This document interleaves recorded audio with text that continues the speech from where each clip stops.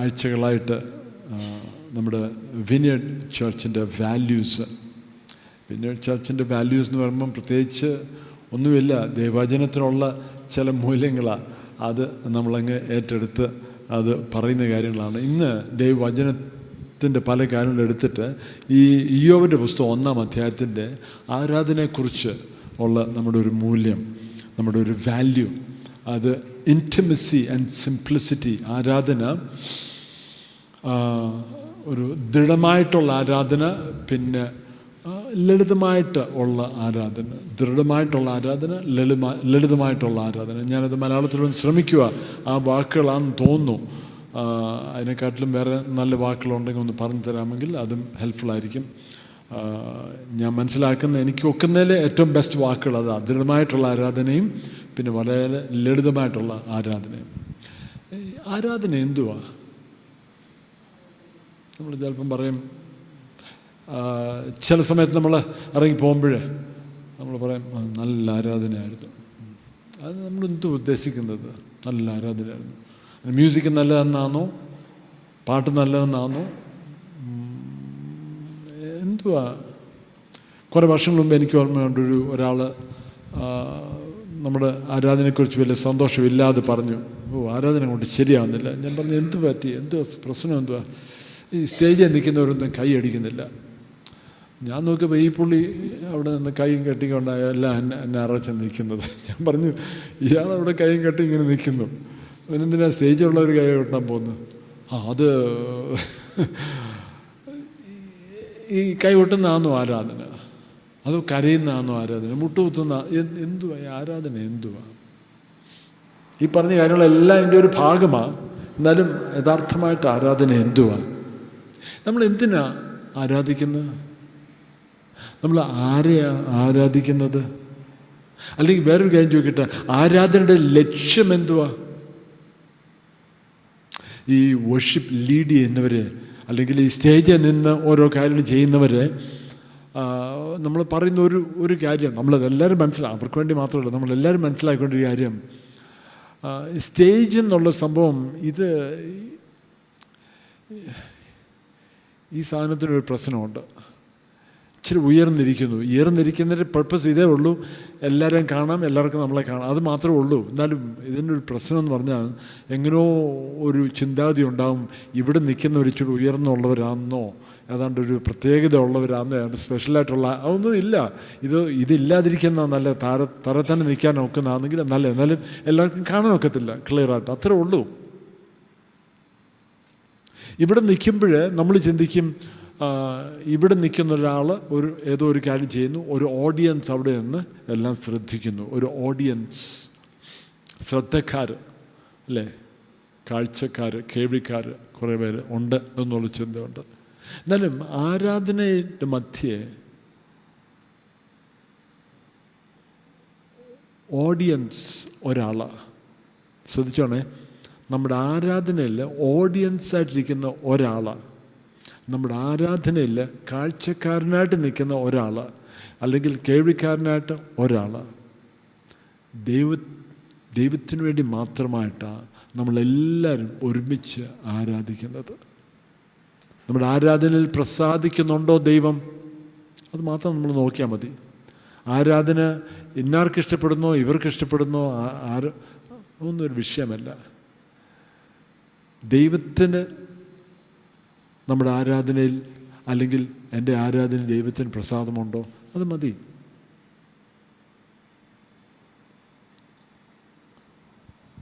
ഇയ്യോബിൻ്റെ പുസ്തകം 1-ാം അധ്യായം അതിൻ്റെ 19-ാം വാക്യം ഒന്ന് വായിക്കാമോ?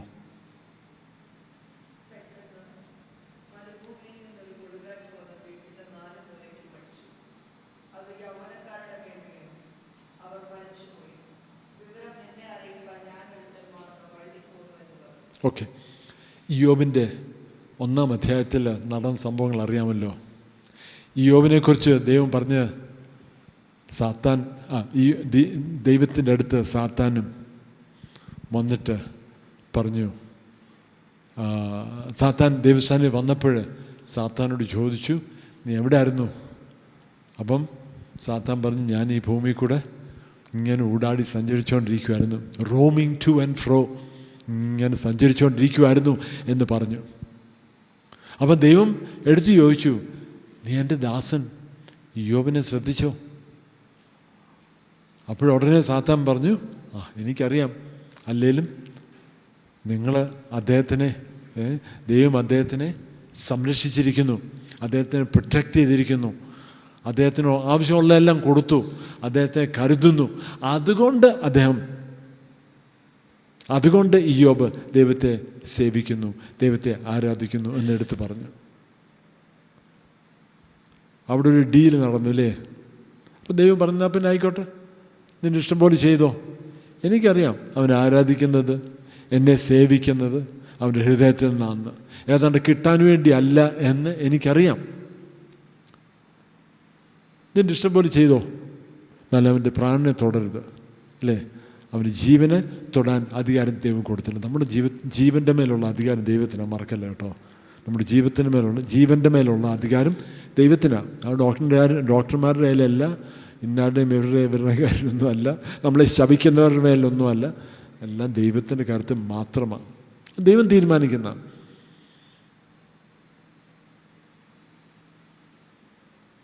സാത്താൻ പോയി ഇയ്യോബിൻ്റെ ജീവിതത്തിൽ ഓരോ കാര്യങ്ങൾ എന്ത് ചെയ്തു? പറിച്ചു മാറ്റുക, ഓരോന്നും പൊളിക്കുക, ഓരോന്നും നശിപ്പിക്കുക. അവസാനം ഈ 19-ാം വാക്യത്തിൽ വായിക്കുന്നത് അവസാനം ഇയ്യോബിൻ്റെ മക്കൾ മരിക്കുന്നതായിട്ടാണ് കാണുന്നത്. ഇതെല്ലാം വായിക്കാൻ നമ്മൾ സമയം എടുക്കുന്നില്ല. എന്നാൽ ഉള്ളതെല്ലാം തീർന്നു, ഉള്ളതെല്ലാം നശിച്ചു. വളരെ സമ്പന്നനായ മനുഷ്യനായിരുന്നു, ഉള്ളതെല്ലാം തീർന്നു. അവസാനം മക്കളും മരിച്ചു. നമ്മളെപ്പോലും ഇയ്യോബിൻ്റെ ഭാവിയെക്കുറിച്ച് ഒത്തിരി സ്വപ്നങ്ങൾ കണ്ട വ്യക്തിയായിരിക്കാം. 10 മക്കൾ വളരെ സന്തോഷത്തോടെ ആൾക്കാരൊക്കെ മിക്കവാറും കണ്ട് ഇയ്യോബിനെ കണ്ട് പറഞ്ഞു കാണും, എന്ത് അനുഗ്രഹിക്കപ്പെട്ട ഒരു കുടുംബം അല്ലേ, 10 മക്കൾ, അവരെല്ലാവരും നല്ല മക്കളാണ്, ദൈവത്തെ സ്നേഹിക്കുന്നു, തമ്മിൽ നല്ല സ്നേഹമുണ്ട്, നല്ല ബന്ധമുണ്ട്, അതൊക്കെ നല്ല നല്ല കാര്യങ്ങൾ പറഞ്ഞു കാണും അല്ലേ. ആ പറഞ്ഞ ആൾക്കാരെല്ലാവരും ഒരു രാത്രി കൊണ്ട് എന്ത് ചെയ്തു? നേരെ തിരിച്ച് പറയാൻ തുടങ്ങി, അല്ലേലും എനിക്കറിയാം ഒരു ശാപം കേട്ട വീടാത്. മിക്കവാറും പറഞ്ഞു കാണും അല്ലേ. അതൊക്കെ നമ്മൾ ചിന്തിച്ചെങ്കിലും അതൊക്കെ ചുമ്മാ വെറുതെ അന്നിപ്പോഴാണ് മനസ്സിലായത്. ഒരു ദിവസം കൊണ്ട് ഇയ്യോബിനെക്കുറിച്ച് നല്ല വാക്കുകൾ, ആ കുടുംബത്തെക്കുറിച്ച് നല്ല നല്ല കാര്യങ്ങൾ പറഞ്ഞവർ നേരെ തിരിച്ച് പറഞ്ഞു കാണും. അപ്പോൾ ഇയ്യോബിന് തീർച്ചയായിട്ടും വളരെ സന്തോഷത്തോടെ നോക്കിയിരിക്കുമായിരുന്നു മക്കൾ, കൊച്ചുമക്കൾ, അവരുടെ നന്മ, അവരുടെ ഭാവി, അവരുടെ ജീവിതം കണ്ട് ഒന്ന് സന്തോഷിക്കുക. ഞാനിന്ന് ഈ മെസ്സേജിൻ്റെ കാര്യം കൂടെ ഓർക്കുമായിരുന്നു. ഈ കുഞ്ഞുങ്ങൾ ഇവിടെ നിന്ന് വാക്യങ്ങൾ പറയുന്ന കണ്ടപ്പോൾ ഞാനിരുന്ന് ഓർക്കുമായിരുന്നു, അതൊരു പ്രത്യേക ഒരു സന്തോഷമാണ് അല്ലയോ. ഞാൻ ഇങ്ങനെ കാണുന്നു, അവരിന്ന് വാക്യങ്ങളൊക്കെ പറയുമ്പം അത് കേൾക്കുമ്പോഴൊക്കെ ഒരു പ്രത്യേക ഒരു സന്തോഷം. അവരുടെ ആ നിപ്പം പറയുന്നതും പിന്നെ അവർ വചനം പഠിക്കുന്നതും ഒക്കെ പ്രത്യേക ഒരു സന്തോഷം. അതിനപ്പുറമായിട്ട് ഇയ്യോബ് ഒത്തിരി സന്തോഷിച്ച് കാണും, തലമുറകളെ ഓർത്ത് സന്തോഷിച്ച് കാണും. നമ്മുടെ ഭാവിയെക്കുറിച്ച് നമ്മൾ ചിന്തിക്കാറുണ്ടല്ലോ. നമുക്കൊരു താല്പര്യമുണ്ട്, ഭാവി ഇങ്ങനെ ആയിരിക്കണം, കുഞ്ഞുങ്ങളുടെ ഭാവി ഇങ്ങനെ ആയിരിക്കണം, കൊച്ചുമക്കളുടെ ഭാവി ഇങ്ങനെ ആയിരിക്കും, ഇങ്ങനെയുള്ള താല്പര്യങ്ങളൊക്കെ ഉണ്ട്. ആക്ച്വലി നമ്മൾ നമ്മുടെ ഭാവിയെ ഇപ്പോഴേ സൃഷ്ടിച്ചുകൊണ്ടിരിക്കുക, അല്ലെങ്കിൽ നമ്മുടെ ഭാവിയെ നമ്മൾ ഇപ്പം രൂപീകരിച്ചുകൊണ്ടിരിക്കുക. എനിക്ക് ഇന്നത് പഠിക്കണം, ഇന്ന കരിയർ വേണം, ഇന്നതായിത്തീരണം, ഇങ്ങനത്തെ വണ്ടി വാങ്ങിക്കണം, ഇങ്ങനത്തെ വീടായിരിക്കണം, ഈ സ്ഥലത്ത് ജീവിക്കണം, ഇന്നടത്ത് ചെയ്യണം, ഇന്ന സ്ഥലങ്ങളിലൊക്കെ യാത്ര ചെയ്യണം, ഇന്ന കാര്യങ്ങൾ ചെയ്യണം എന്നൊക്കെ നമ്മൾ ഭാവിയെക്കുറിച്ച് പല പല പല കാര്യം നമ്മൾ ഇങ്ങനെ പ്ലാൻ ചെയ്യുമായിരിക്കും. നല്ല കാര്യങ്ങളാണ്, പ്ലാൻ ചെയ്യണം. അതിനകത്തെ ആദ്യത്തെ ഒരു പോയിൻ്റ് നമ്മൾ ശ്രദ്ധിക്കേണ്ടത്, നമ്മുടെ ഭാവി എങ്ങനെയായിരിക്കുമെന്ന് നമുക്ക് പറയാൻ നോക്കുമോ? ആക്ച്വലി ഭാവി അൺസർട്ടനാണ്. പുറമോട്ടൊന്ന് ചിന്തിച്ച് നോക്കിയേ, ഒരു 10 വർഷം, 20 വർഷം, 30 വർഷം പുറമോട്ടൊന്ന് നോക്ക്, അല്ലെങ്കിൽ ഒരു 40 വർഷം പുറമോട്ടൊന്ന് നോക്ക്. അല്ലെങ്കിൽ ഒരു 50 വർഷം പുറമോട്ട് നോക്ക്. എന്തൊക്കെ സ്വപ്നങ്ങളായിരുന്നു, എന്തൊക്കെ താല്പര്യങ്ങളായിരുന്നു ഭാവിയെക്കുറിച്ച്. അല്ലേ, ചിലരുണ്ട് വലിയ കാര്യമായിട്ടൊന്നും ചിന്തിച്ചിട്ടില്ല. അത് ഞാനങ്ങനെ ഒരു വലിയ വലിയ കാര്യങ്ങളൊന്നും ചിന്തിക്കാറില്ല. ഓരോ ദിവസം അങ്ങ് പോവുക. സ്തോത്രം. അങ്ങനെയുള്ളവരും ഉണ്ട്.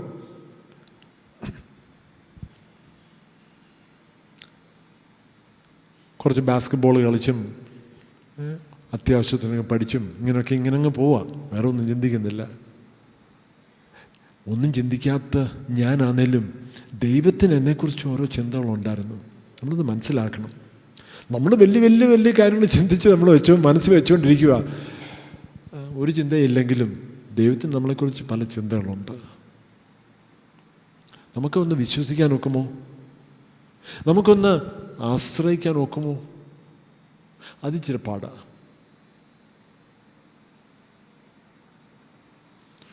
ഒരു 20 കിലോ 50 കിലോ 100 കിലോ ചാക്ക് പോയിക്കൊണ്ട് നടക്കണമെന്ന് പറഞ്ഞ് നമ്മളതിന് എങ്ങനെയെങ്കിലും പരിശ്രമിച്ച് നമുക്ക് ചെയ്യാൻ നോക്കാം. എന്നാലും ദൈവത്തിൽ ആശ്രയിക്കുക എന്ന് പറഞ്ഞാൽ അത് നടക്കത്തില്ല. കാരണം എനിക്കെന്തെങ്കിലും ചെയ്യാൻ ഒക്കുമോ?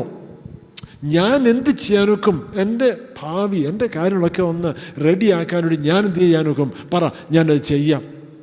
എന്നാലും ആശ്രയിക്കുക എന്ന് പറഞ്ഞാലോ അത്രേ ഉള്ളോ? അതിനപ്പുറം ഞാൻ ഇന്ന കാര്യങ്ങൾ ചെയ്യണ്ടായോ? ഞാൻ ഇന്ന കാര്യങ്ങൾ പ്ലാൻ ചെയ്യണം. അങ്ങ് ജസ്റ്റ് അങ്ങ് ആശ്രയിച്ചാൽ മതിയോ? അത് നമുക്ക് പാടാം. പറയും എന്തുകൊണ്ടാണ്? ചിലപ്പോൾ ആശ്രയിക്കാന്ന് പറഞ്ഞാൽ എനിക്ക് അതിൻ്റെ റോൾ എന്തുവാ? നമ്മളെപ്പോഴും നോക്കുന്നത് എനിക്കെന്ത് ചെയ്യാൻ ഒക്കും, എൻ്റെ ഭാവി നല്ലതാക്കാൻ, എൻ്റെ കാര്യങ്ങളൊന്നും ശ്രദ്ധിക്കാൻ വേണ്ടി ഞാൻ എന്ത് ചെയ്യാൻ ഒക്കും, മക്കളുടെ കാര്യങ്ങളോ കൊച്ചുമക്കളുടെ കാര്യങ്ങളോ ഓരോരോ കാര്യങ്ങൾ ഞാൻ എന്ത് ചെയ്യാൻ ഒക്കും എന്നാണ് നമ്മൾ നോക്കുന്നത്. ദൈവം പറയുന്നത്, ദൈവം ഒന്ന് ആശ്രയിക്കാമോ? അത്രയും നാളും ഇയ്യോബിൻ്റെ ജീവിതത്തിൽ പല പല കാര്യങ്ങൾ ഒരുക്കി കഷ്ടപ്പെട്ട വ്യക്തിയായിരിക്കും കേട്ടോ. ധനം ചുമ്മാ അങ്ങ് കളിച്ചു വരുന്ന ഒന്നുമല്ല. ശരിക്ക് കഷ്ടപ്പെട്ട് കാണും, ശരിക്ക് അധ്വാനിച്ച വ്യക്തിയായിരിക്കാം. ശരിക്ക് ജീവിതത്തിലെ പല കാര്യങ്ങളും മാറ്റി വെച്ച് പല വാല്യൂസിന് വേണ്ടി ഉറച്ചു നിന്ന വ്യക്തിയായിരിക്കാം. എന്നാൽ അതെല്ലാം ഒരു ദിവസം കൊണ്ട്, ഒരു രാത്രി കൊണ്ട് അവിടെ തീരുക. ഭാവി എങ്ങനെ തീരും? ഒരു പിടിയില്ല. നമുക്കറിയത്തില്ല ഭാവി എങ്ങനെ തീരുമെന്ന്. എന്നാൽ ദൈവത്തിന് നമ്മുടെ ഭാവിയെക്കുറിച്ച് ചിന്തയുണ്ട്. ദൈവത്തിന് നമ്മുടെ ഭാവിയെക്കുറിച്ച് ഒരു താല്പര്യമുണ്ട്. ഞാൻ ആരാധനയെക്കുറിച്ചാണ് പറയാൻ വരുന്നത്. കാരണം ആരാധന കാര്യം വരുമ്പോഴത്തേക്ക് നമ്മൾ ചിന്തിക്കും, അയ്യോ ആരാധിക്കുന്നതൊക്കെ നല്ലതാണ്, എന്നാലും എനിക്ക് എൻ്റെ കാര്യം നടക്കണം. തീർച്ചയായിട്ടും നടക്കണം. അതിനുവേണ്ടി നമ്മൾ ആരാധിക്കുമോ? ഒരു പാട്ടുണ്ടല്ലോ, ആരാധിക്കുമ്പോൾ വിടുതൽ, ആരാധിക്കുമ്പോൾ. നല്ല പാട്ടാണ്, നല്ല രസമുണ്ട്. ചിലപ്പോൾ അത് പാടുമ്പോഴെല്ലാം ഞാൻ ഓർക്കും, ആ വിടുതൽ കിട്ടിയില്ലല്ലോ, ആ സൗഖ്യം കിട്ടിയില്ലല്ലോ, പിന്നെ ആരാധനയെ നിർത്തത്തില്ലേ നമ്മൾ? കാരണം ആരാധിക്കുമ്പോൾ വിടുതൽ, ആരാധിക്കുമ്പോൾ സൗഖ്യം. അപ്പോൾ ആ സൗഖ്യം കിട്ടിയില്ലെങ്കിൽ ആരാധന തീർന്നു. വചനത്തിൽ എവിടെയെങ്കിലും പറഞ്ഞിട്ടുണ്ടോ ആരാധിക്കുന്നവർക്ക് ഇന്ന കാര്യങ്ങൾ കിട്ടുമെന്ന് പറഞ്ഞിട്ടുണ്ടോ? നമ്മളൊന്ന് വായിച്ചു നോക്കണം. ആ പാട്ട് പാടണമെന്നാലും നല്ല പാട്ടാണ്. എന്നാലും ഞാൻ പാടുമ്പോഴൊക്കെ ഞാൻ ചിന്തിക്കാറുണ്ട്, കിട്ടിയില്ലല്ലോ, അത് തന്നില്ലല്ലോ. അല്ലെങ്കിൽ അത് കിട്ടിയിട്ട് ഇയ്യോബിനെ പോലെ എല്ലായിടത്തും മാറ്റിയാലോ? രണ്ടാമത്, നമ്മുടെ ഭാവി മാത്രമല്ല, നമ്മുടെ പ്രതികരണം എങ്ങനെയായിത്തീരുമെന്ന് നമുക്കറിയാനൊക്കത്തില്ല. our response, നമ്മുടെ പ്രതികരണം എങ്ങനെയായിത്തീരുമെന്ന് നമുക്കറിയാനൊക്കത്തില്ല. എന്നാലും ഇയ്യോബ് എന്ത് ചെയ്തു? 20 വാക്യം ഒന്ന് വായിക്കാമോ? അപ്പോൾ ഇയ്യോബ് എഴുന്നേറ്റ് വസ്ത്രം കീറി തല ചിരച്ച് സാഷ്ടാംഗം വീണ് നമസ്കരിച്ചു. അപ്പം എങ്ങനെ നമ്മുടെ ജീവിതത്തിൽ വരുന്ന കഷ്ടതകൾ, പ്രയാസങ്ങൾ, ഞെരുക്കങ്ങൾ, തീരാത്ത കഷ്ടങ്ങൾ, നമ്മൾ ചിന്തിക്കും 1 വർഷം 2 വർഷം കൊണ്ട് ഇതൊക്കെ മാറും. ചിലപ്പോൾ 5 വർഷം 10 വർഷം 20 വർഷം 25 വർഷം 28 വർഷം 29ാമത്തെ വർഷത്തിലൂടെ പോകുന്നു. ചില കാര്യങ്ങൾക്ക് പ്രാർത്ഥിച്ചതിന് ഉത്തരം കിട്ടാതിരിക്കുന്നത്. ദൈവം ചിലപ്പോൾ എന്നോട് ചോദിച്ചിട്ടുണ്ട്, നിനക്ക് ഞാൻ ഉത്തരം തരുന്നില്ല എന്ന് ചിന്തിച്ചാലോ?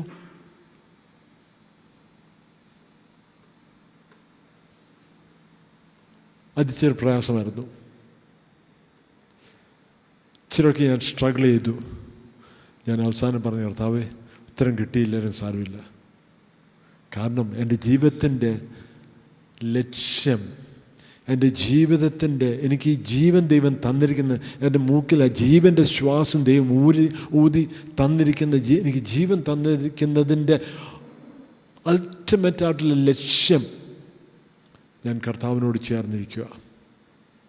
എൻ്റെ ജീവിതത്തിലും ജീവിതം കഴിഞ്ഞിട്ട് നിത്യതയിലും കർത്താവിനോട് ചേർന്നിരിക്കുക. യേശു ശിഷ്യന്മാരോട് പറഞ്ഞു, എൻ്റെ പിതാവ് എന്നിൽ വസിക്കുന്നു, ഞാൻ എൻ്റെ പിതാവിൽ വസിക്കുന്നു, നിങ്ങൾ എന്നിൽ വസിക്കുന്നു, അല്ലേ? പിതാവിൽ വസിക്കുന്നു. നമ്മളും ദൈവവുമായിട്ടുള്ള ആ ഒരു വാസം, ആ ഒരു ബന്ധം. അപ്പം ജീവിതത്തിൽ നമ്മൾ പ്രതീക്ഷിക്കുന്ന കാര്യം, നമ്മൾ ആഗ്രഹിക്കുന്ന കാര്യങ്ങൾ ഒന്നുമില്ലെങ്കിലും ആ ഒരു ബന്ധത്തിൽ നമ്മൾ സന്തോഷിക്കാൻ ഒക്കുമോ? ആ ഒരു ബന്ധത്തിൽ നമ്മൾ തൃപ്തിപ്പെടാൻ ഒക്കുന്നുണ്ടോ? ഇച്ചിരി പാടാ. അതിനെക്കുറിച്ച് ചിന്തിക്കാൻ പോലും ഇച്ചിരി പാടാ.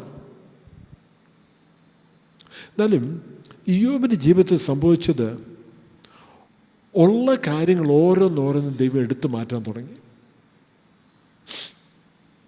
വാല്യൂ ഉള്ള കാര്യങ്ങൾ, മൂല്യമുള്ള കാര്യങ്ങൾ, ഉറപ്പുള്ള കാര്യങ്ങൾ, പ്രതീക്ഷയുള്ള കാര്യങ്ങൾ ഓരോന്ന് ഓരോന്ന് ഓരോന്ന് എടുത്ത് മാറ്റാൻ തുടങ്ങി. പഴയൊരു സ്റ്റേറ്റ്മെൻ്റ് ഉണ്ട്,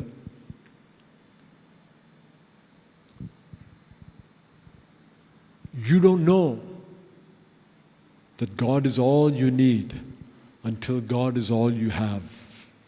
ഒന്നുകൂടെ പറയട്ടെ, you don't know that God is all you need until God is all you have. ഞാനൊന്ന് മലയാളത്തിൽ പറയാൻ ശ്രമിക്കട്ടെ.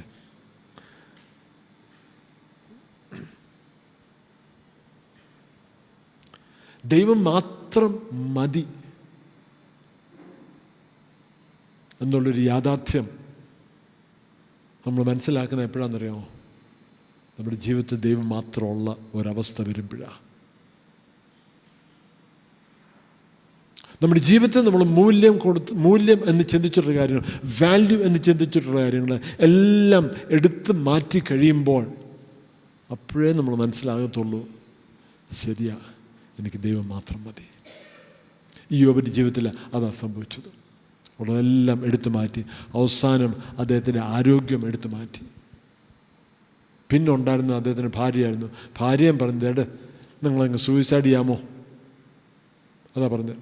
ദൈവത്തെ അങ്ങ് ശപിച്ചിട്ട് അങ്ങ് സൂയിസൈഡ് ചെയ്യും. എനിക്കറിയത്തില്ല എന്തിനാണ് ദൈവത്തെ ശപിച്ചു, അല്ലാതെ അങ്ങ് സൂയിസൈഡ് ചെയ്യുക, അതും പറഞ്ഞില്ല. ദൈവത്തെ ശപിച്ചിട്ട് അങ്ങ് ഒരാളുണ്ടായിരുന്നു, ഭാര്യ ഉണ്ടായിരുന്നു, പുള്ളിക്കാരത്തെയും പറഞ്ഞു, നിങ്ങളങ്ങ് സൂയിസൈഡ് ചെയ്തിരിക്കുന്നത്, അത് ഏറ്റവും നല്ലത്. ഏറ്റവും നല്ല സജഷൻ അല്ലയോ കിട്ടിയത്?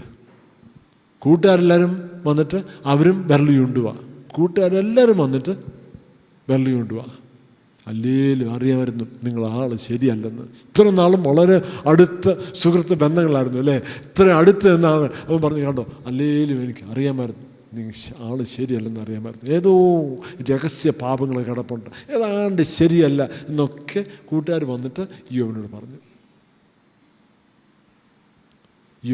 യോബ് കൂട്ടുകാരോട് പറഞ്ഞു, യു മിസറബിൾ കംഫർട്ടേഴ്സ് എന്നാ പറഞ്ഞത്. അതിൻ്റെ മലയാളം എനിക്ക് പറയാൻ അറിയത്തില്ല.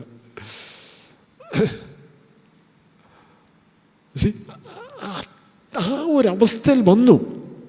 അപ്പോൾ നമ്മുടെ പ്രതികരണം എങ്ങനെ ആയിത്തീരും അറിയാനൊക്കത്തില്ല. ചിലർ അവർ ജീവിതത്തെക്കുറിച്ച് നിരാശരാവും, ചിലർ കോപമായിരിക്കും. ചിലർ പറഞ്ഞിട്ടുണ്ട്, ഞാൻ പ്രാർത്ഥിക്കുന്ന ഈ വിഷയത്തിന് ഉത്തരം കിട്ടിയില്ലെങ്കിൽ ഞാൻ ദൈവത്തെ ആരാധിക്കത്തില്ല. എൻ്റെ അമ്മയ്ക്ക് എന്തെങ്കിലും പറ്റിയാൽ ഞാൻ ദൈവത്തെ, എൻ്റെ അച്ഛനും എന്തെങ്കിലും പറ്റിയാൽ ഞാൻ ദൈവത്തെ. ഇതെല്ലാം ഞാൻ കേട്ടുള്ള വാക്കുകളാണ് പലരിൽ നിന്നും. ദൈവത്തോട് കോപിക്കും, മറ്റുള്ളവരോട് നമ്മൾ കോപിക്കും. ഈ പറയുന്ന പലതിലേയും ഞാനും ഇതിനകത്ത് എനിക്കും ഉള്ള പാവങ്ങൾ. ഞാൻ ഇങ്ങോട്ട് നല്ല പിടിക്കേണ്ടായി പറഞ്ഞു കേട്ടോ. ചിലപ്പോൾ നമ്മൾ പറയും ഇന്നാട് കുറ്റമാ, ഇവർ കുറ്റമാ, ഇവരെന്നെക്കുറിച്ച് ഇത് പറഞ്ഞു, ഇവരെന്നെക്കുറിച്ച് അത് പറഞ്ഞു, ഇവർ സംസാരിക്കും, നീ കണ്ടോ, ഇങ്ങനെ പല യോബ് എന്ത് ചെയ്തു? വസ്ത്രം കീറി. വസ്ത്രം കീറിയത് എന്തുവാ കാണിക്കുന്നത്? എന്തുവാ? ഒരു ഹെൽപ്ലെസ് ആയിട്ടുള്ള ഒരവസ്ഥ. എനിക്കിനി ഒന്നും ചെയ്യാൻ ഒക്കത്തില്ല. വസ്ത്രം കാണിക്കുന്ന ഒരു വ്യക്തിയുടെ മാന്യത, സമൂഹത്തിൽ ഉള്ള ഒരു മാന്യത.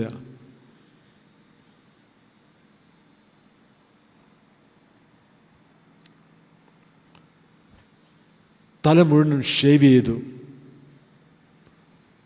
ആ വ്യക്തിയുടെ ജീവിതത്തിൽ പുറമേ ഉള്ള ചില പ്രൈഡ്,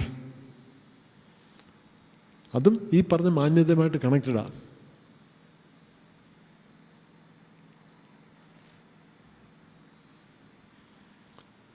ചിലർക്ക് ഇച്ചിരി എളുപ്പമാണ്, ഷേവ് ചെയ്യേണ്ടി വരത്തില്ല. സാഷ്ടാംഗം വീണ് നമസ്കരിച്ചു. അതെന്ത് കാണിക്കുന്നു? Complete surrender. ദൈവമേ, അങ്ങ് വീഴുക ദൈവസന്നിധിയിൽ. എനിക്കിനി ഒന്നും പറയാനില്ല, എനിക്കൊന്നും ചെയ്യാനില്ല. ആ ഒരു അവസ്ഥയിലെത്തുക. നമുക്ക് സറണ്ടർ ചെയ്യാൻ ഒക്കുമോ യഥാർത്ഥമായിട്ട് ദൈവസ്ഥാനിൽ?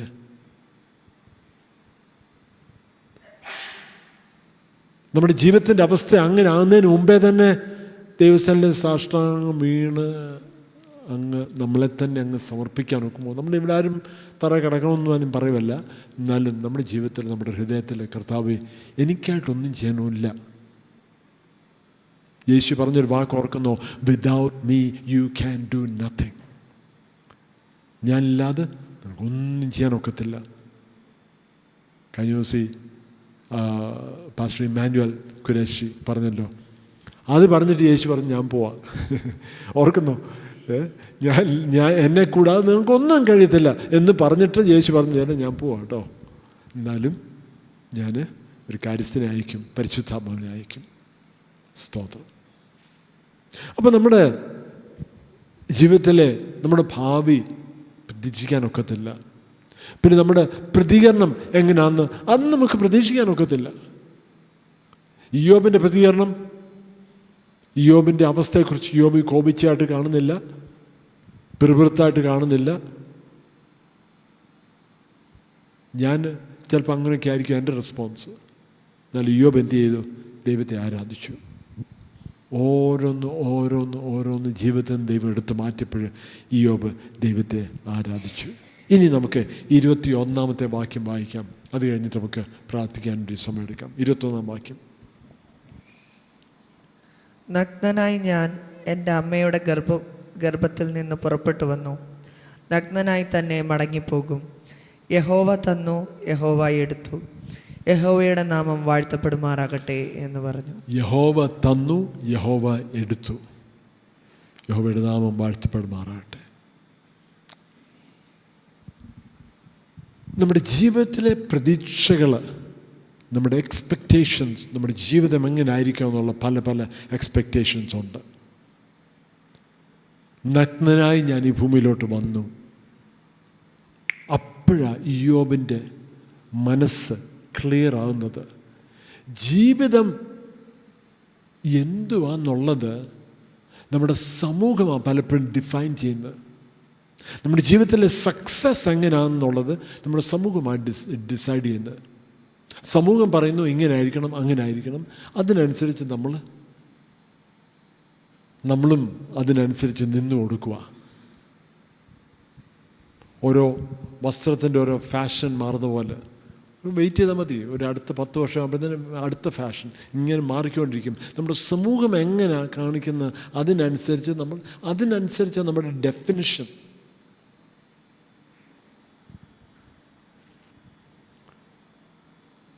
നഗ്നനായി അപ്പം ജനിച്ച ആ ഒരു അവസ്ഥയിലോട്ട് പിന്നെയും പോകുന്ന ഒരു സിറ്റുവേഷനാണ്. ലോകം നമുക്ക് തന്നിട്ടുള്ളത് ലോകം നമ്മളെക്കുറിച്ച് പറഞ്ഞിട്ടുള്ളത്, ലോകം നമ്മളെക്കുറിച്ചിട്ട് പോസിറ്റീവായിട്ട് പറഞ്ഞതും, അതിൻ്റെ ഓർത്തോണേ, പോസിറ്റീവായിട്ട് പറഞ്ഞത് മാത്രമല്ല, ലോകം നമ്മളെക്കുറിച്ച് നെഗറ്റീവായിട്ട് കണ്ടതും അതും കൂടെ മാറിക്കഴിയുമ്പോൾ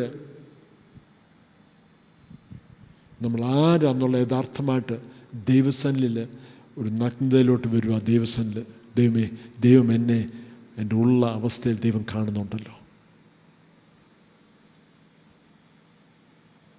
ദൈവം നമ്മളെ സ്നേഹിക്കുന്നത് എങ്ങനെയാണെന്നറിയോ?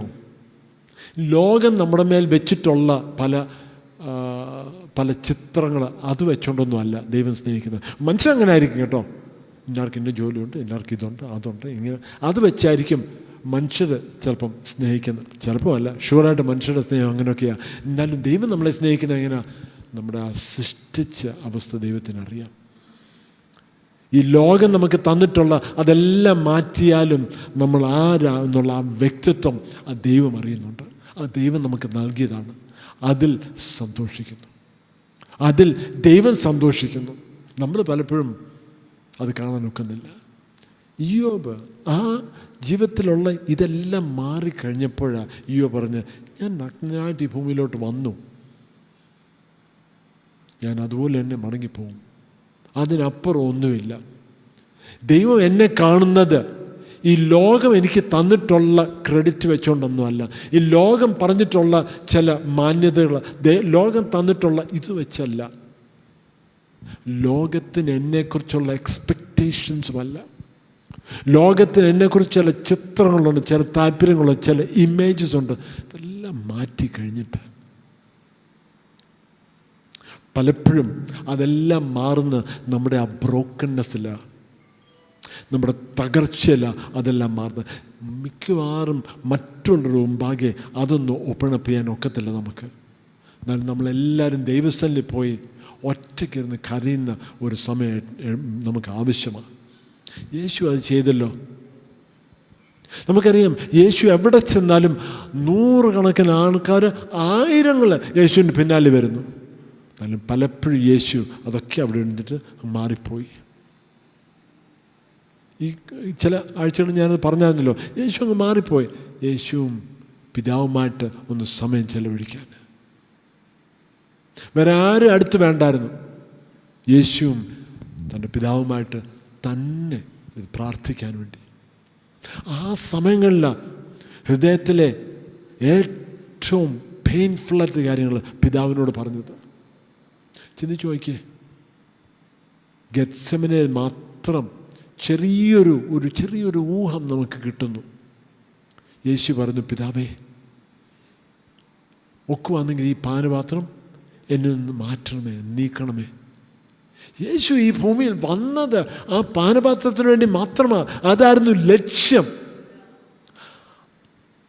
പിതാവേ, എനിക്ക് അങ്ങ് തന്നിരിക്കുന്ന ആ ലക്ഷ്യം ഒന്ന് മാറ്റിവെക്കാൻ ഒക്കുമോ? ഒരിക്കലും നമുക്ക് ചിന്തിക്കാൻ ഒക്കാത്ത കാര്യം തന്നെയാണ് യേശു ആ പറഞ്ഞത്. മനുഷ്യരോട് ആരോടെങ്കിലും പറയാൻ ഒക്കുമോ? ആരോടെങ്കിലും പറയാൻ ഒക്കത്തില്ല. ഒരു മനുഷ്യരോട് പറയാൻ ഒക്കാത്ത കാര്യമാണ് പിതാവിനോട് പറഞ്ഞത്. നമ്മുടെ ഉള്ളിൽ എന്തുവാ ഉള്ളത്? ആരോടും പറയാൻ ഒക്കാത്ത കാര്യം എന്തുവാ?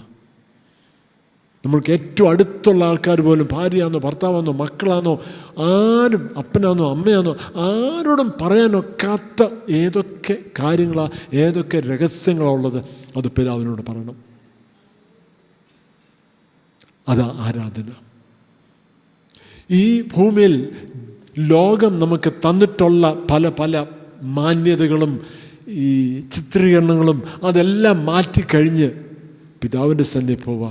കർത്താവേ, എന്നെ അറിയാമല്ലോ, യഥാർത്ഥമായിട്ട് അറിയാമല്ലോ. അതുകൊണ്ടാണ് പത്രോസ് 3 പ്രാവശ്യം യേശു ചോദിച്ചു, പത്രോസേ നീ എന്നെ സ്നേഹിക്കുന്നുണ്ടോ? പത്രോസേ നീ എന്നെ സ്നേഹിക്കും. 3ാമത്തെ പ്രാവശ്യം പത്രോസ് പറഞ്ഞ, കർത്താവേ, അങ്ങെല്ലാം അറിയുന്നുണ്ടല്ലോ, ഞാനൊന്നും പറഞ്ഞിട്ട് കാര്യമില്ലല്ലോ, സ്നേഹിക്കുന്നുണ്ടോ ഇല്ലയോ, അത് അഗാപ്പയാണോ എന്നൊന്നും പറഞ്ഞിട്ട് കാര്യമില്ലല്ലോ, അങ്ങെല്ലാം അറിയുന്നുണ്ടല്ലോ അല്ലേ? യേശു അങ്ങ് പത്രോസ് അങ്ങ് തുറന്ന് പറയുക, അങ്ങ് അറിയുന്നുണ്ടല്ലോ. ആ ഒരവസ്ഥയിൽ ചെല്ലുന്നതാണ് യഥാർത്ഥമായിട്ട് ആരാധന. സ്തോത്രം. ഇവിടെ നമ്മൾ ഒരുമിച്ചിരിക്കുമ്പോൾ മറ്റുള്ളവർ നമ്മൾ നോക്കുന്നുണ്ടോ കാണുന്നുണ്ടോ ഏത് വസ്ത്രം, അതൊന്നുമല്ല ആരാധന. ആരാധന നമ്മുടെ ഉള്ളിൽ ഒന്ന് തുറന്ന്, നമ്മുടെ ഹൃദയം തുറന്ന് കർത്താവിനോട് സംസാരിക്കുക. ഒരു ദൃഢമായിട്ടുള്ള ബന്ധം, ഒരു ലളിതമായിട്ടുള്ള ബന്ധം, അതാ മൂന്നാമത് എഴുതിയേക്കുന്നത്. ആ worship can be intimate and simple. നമ്മുടെ ആരാധന വളരെ ദൃഢമായിട്ടുള്ള ആരാധനയും വളരെ ലളിതമായിട്ടുള്ള ആരാധനയും.